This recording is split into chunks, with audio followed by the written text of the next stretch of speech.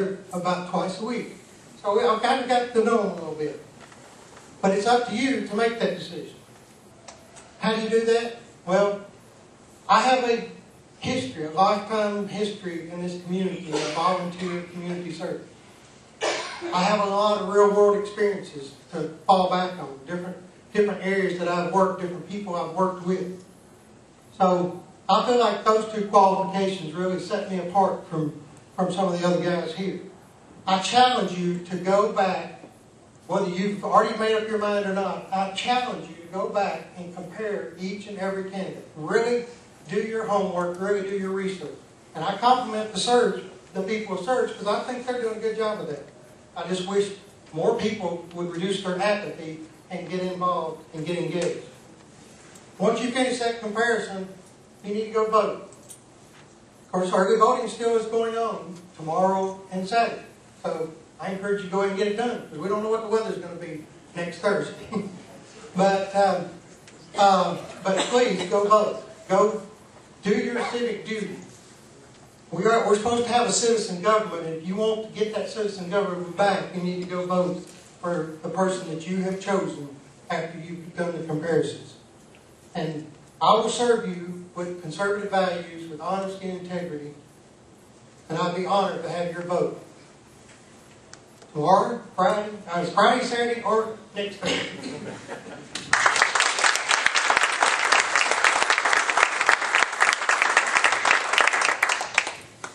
Well, we live in a world that's growing more complex by the day and more dangerous by the day. We have enemies that are not only foreign, but we have enemies that are domestic. We have enemies not only that would seek to hurt us physically, but enemies that would seek to hurt us economically, and socially, and culturally. There is a war going on. And many people don't understand the war that's taking place, but the war is for our very heart and soul. It's for the direction of this country. It's for where we're headed. Many of us lament about the good old days. There's no going back. Time marches forward. And the question for us, who are going to be the people in office who will chart that course in a way that will protect our freedoms, our liberties, our safety, our financial security, our physical security? Who is going to be able to provide that role? We seem to have a lack of leadership among our politicians, and we need leaders, people who are motivated by conviction, people who stand for the values that made this country great, people who are not bought and sold by anyone,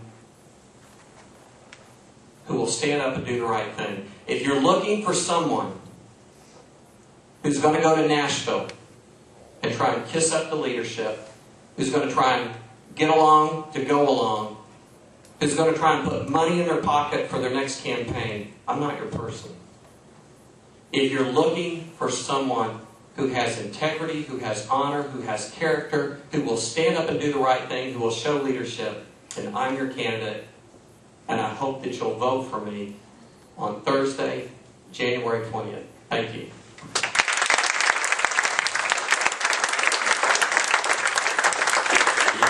You may have changed my mind.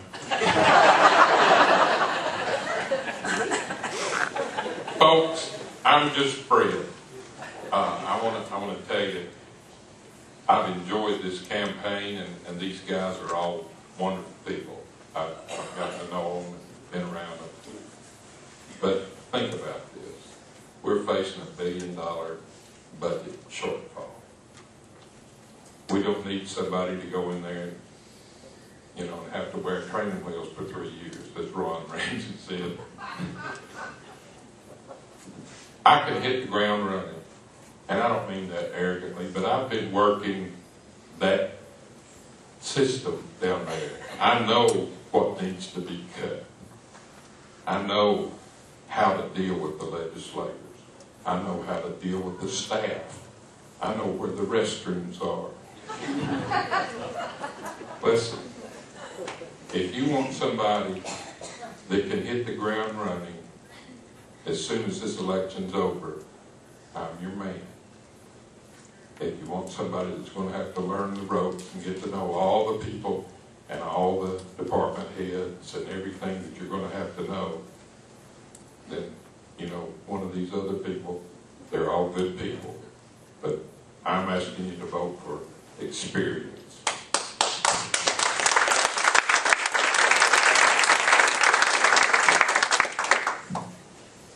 I first want to thank SURG and Paige tonight for putting this on.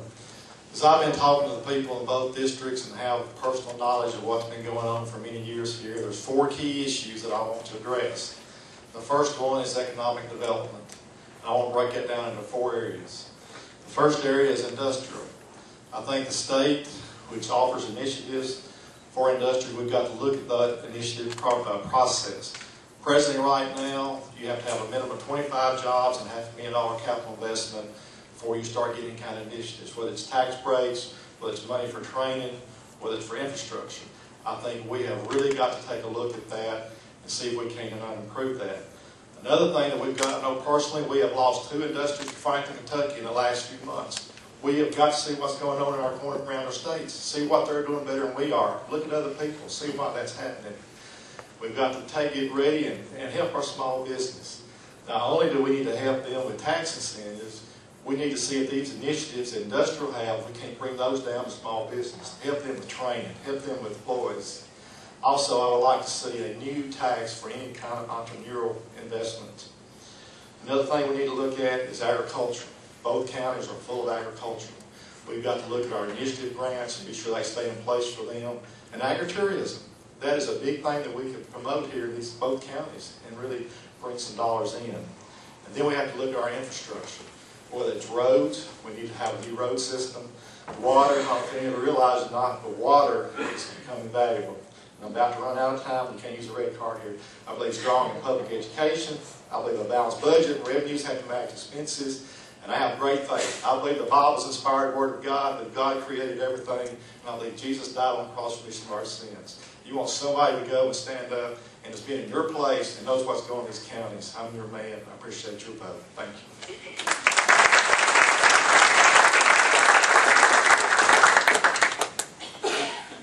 A state senator has to make a lot of decisions, and a state senator makes decisions on your behalf. And if you want to know how I'll make those decisions, I'll let you know with one word, and that's the word accountability. And who am I accountable to? There'll be some decisions in the state senate that need to be made that have to do with moral issues, matters of right and wrong. And when it comes to those kind of issues, I'm accountable to God for those. It's already been stated by a few of the candidates that they believe in the Bible and that they're Christians. And that's my background as well. Sometimes some folks are uncomfortable with that. But the truth of the matter is, like our founding fathers, I know this, that someday I will have to give an account for every decision that I make. And certainly that's true of decisions that would be made on the floor of the state senate. And some of those decisions are issues of right and wrong. I'm accountable to God. Secondly, I'm accountable to the constitutions, the Tennessee Constitution and then the federal Constitution. Most of the issues that were discussed tonight are constitutional issues, and I'm accountable to the Constitution. I'll uphold the Tennessee Constitution and our federal Constitution with decisions that I make in the state senate. And then thirdly, I'm accountable to the voters, the people of the 18th district. And so there'll be decisions that will be made where it's important what you think about a particular issue. And so I'm accountable to God, I'm accountable to the Constitution, and I'm accountable to the voters of the 18th district. Let me thank SURG tonight, because you have raised this matter of accountability to a whole new level. Everyone in federal and state government, the Tea Party movement, has raised that to a new level, accountability, and that's important. Thank you so much.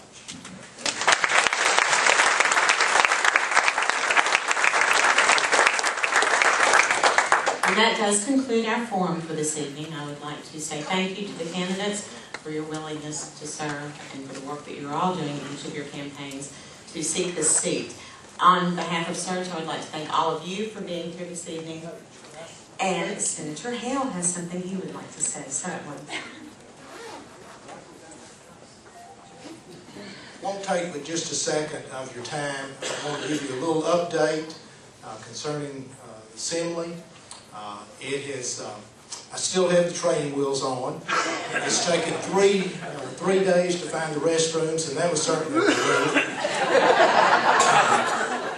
But it's a very enjoyable time down there. They've been very gracious to me.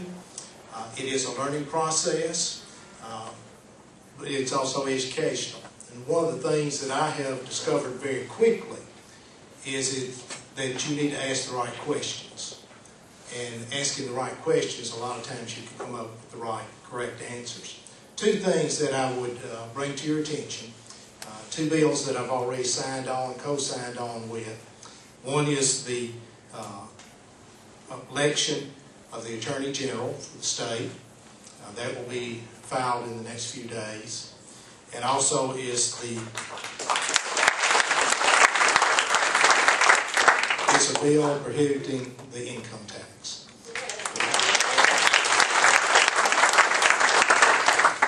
Thank you. I appreciate your support. Thank you.